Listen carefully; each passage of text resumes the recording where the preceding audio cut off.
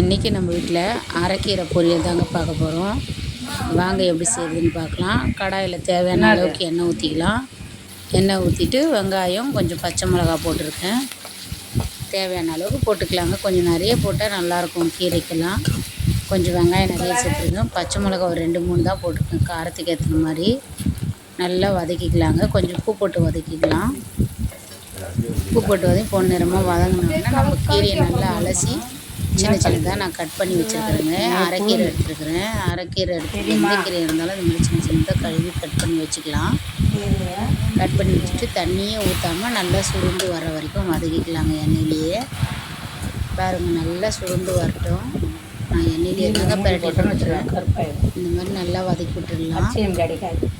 பாருங்கள், ஒரு 5 நிமிஷம் கைவிடாமட்டு அதுலேயே தண்ணி வரும். அந்த தண்ணியே போதுமானது. நான் தண்ணி ஒரு துளி கூட ஊற்றவே இல்லை.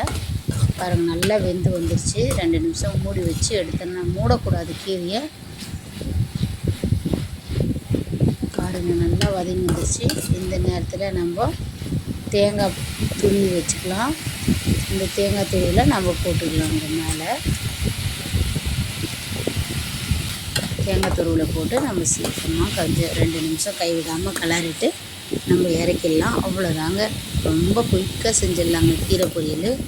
பாருங்கள், சாம்பாரோட ரசத்தோடு வச்சு சாப்பிட்டா சூப்பராக இருக்குங்க.